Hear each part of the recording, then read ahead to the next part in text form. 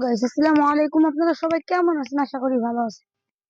এই যে দেখতেছেন কি সুন্দর রাস্তা, ফরিদপুর জেলার থানা সালথা, ইউনিয়ন সোনাপুর, গ্রাম রায়েরচর। দেখতেছেন কি সুন্দর রাস্তা। এখান দিয়ে হলো আমাদের বাগানে যেতে হয়। আমাদের বাগান না, শুধু সবার বাগান, আম গাছের বাগান, এখান দিয়ে যেতে হয়।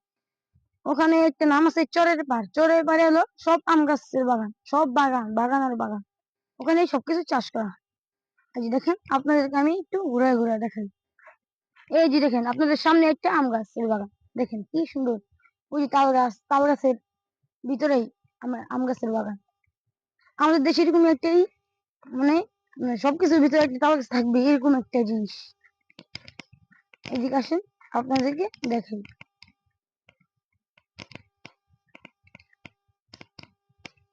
আমাদের ফরিদপুর আসলে আপনাদের তো মন টিকবেই টিকবে।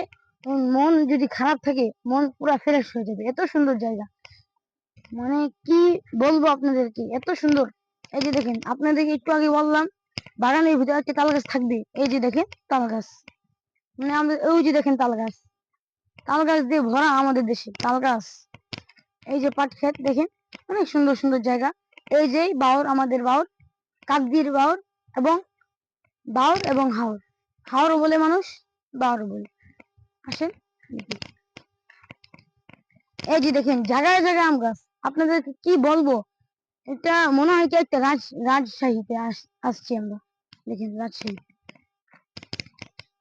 মানে ফরিদপুর জেলাটা মানে এত শান্তি, এত সুখ, অনেক সুন্দর জায়গা। এই যে দেখতেছেন এই আম গাছ, মানে মেহগনি গাছ। এই যে বাগানের ভিতরেও আম গাছ থাকে এবং তাল গাছ থাকে, এরকমই। আজকে ভিডিওটা আমার এই পর্যন্তই। সবাই ভালো থাকবেন, সুস্থ থাকবেন। আল্লাহ হাফেজ।